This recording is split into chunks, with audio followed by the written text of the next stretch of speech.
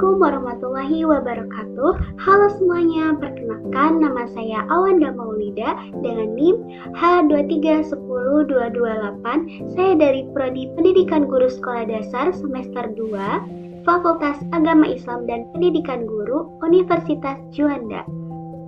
Nah, tujuan dibuatnya video ini adalah untuk memenuhi tugas ujian akhir semester mata kuliah Psikologi Perkembangan Peserta Didik dengan dosen pengampu Ibu Dr. Rasmita Dila, MPD. Selamat menyaksikan.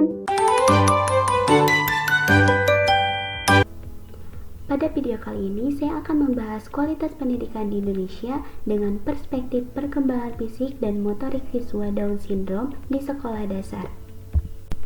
Baik, yang pertama di sini ada permasalahan. Saya akan sedikit menjelaskan tentang kualitas pendidikan di Indonesia. Menurut hasil survei mengenai sistem pendidikan menengah di dunia pada tahun 2018 yang dikeluarkan oleh PISA atau Program for International Student Assessment pada tahun 2019 lalu, Indonesia menempati posisi yang rendah yakni ke-74 dari 79 negara lainnya dalam survei. Dengan kata lain, Indonesia berada di posisi ke-6 terendah dibandingkan dengan negara-negara lainnya.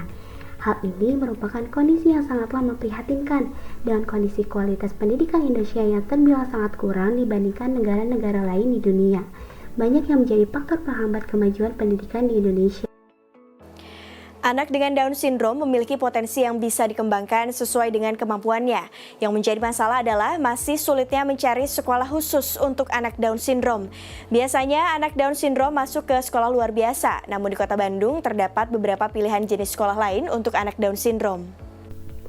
Pendidikan di Indonesia masih menghadapi berbagai tantangan. Salah satunya adalah belum optimalnya layanan pendidikan bagi anak berkebutuhan khusus seperti Down Syndrome.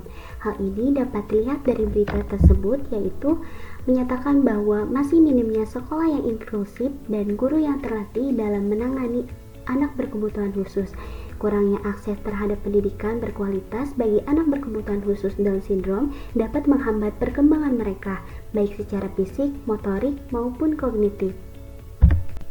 Oke, bagian kedua yaitu kajian teori. Saya akan menjelaskan perkembangan fisik. Perkembangan fisik anak usia dasar merupakan pertumbuhan tubuh dan otak, stabilitas dalam kapasitas sensoris, keterampilan motorik, dan kesehatan. Sementara perkembangan motorik merupakan perkembangan pengendalian jasmani melalui kegiatan pusat syaraf, urat syaraf, dan otot yang terkoordinasi. Yang ketiga ada Down Syndrome. Down Syndrome adalah kelainan genetik yang disebabkan oleh adanya kromosom ekstra pada tubuh. Kondisi ini dapat menyebabkan berbagai keterlambatan perkembangan, termasuk fisik dan motorik.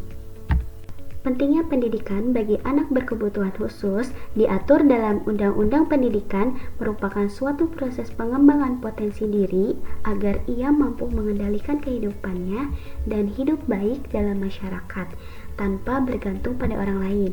Nah, pada pasal 31 ayat 1 Undang-Undang 1945 mengatur bahwa setiap warga negara berhak mendapat pendidikan.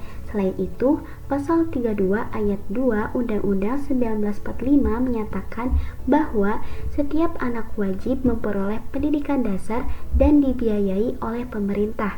Pendidikan khusus diberikan kepada peserta didik apabila dalam proses pembelajarannya menghadapi kesulitan karena hambatan fisik, gangguan mental, emosi, hambatan intelektual, dan hambatan sosial, serta bakat cerdas istimewa.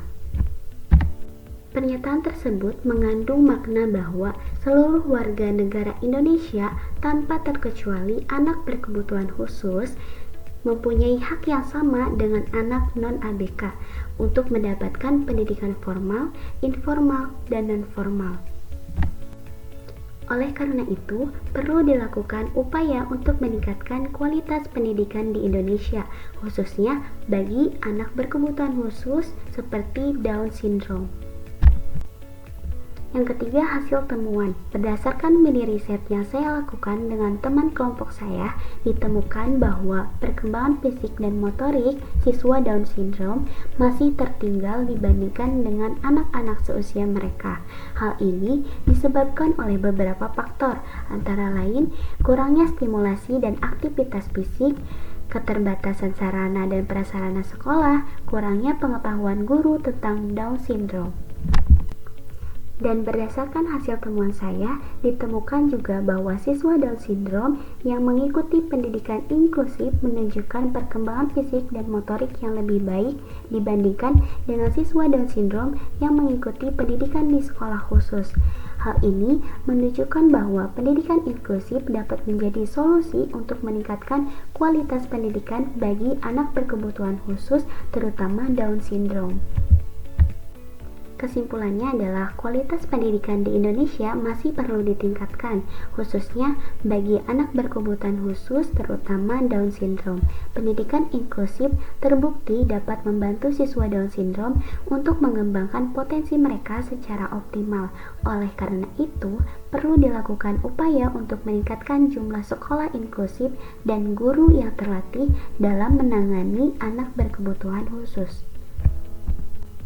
Demikian video presentasi kali ini, semoga bermanfaat dan dapat menjadi bahan diskusi untuk meningkatkan kualitas pendidikan di Indonesia, khususnya bagi anak berkebutuhan khusus terutama Down syndrome.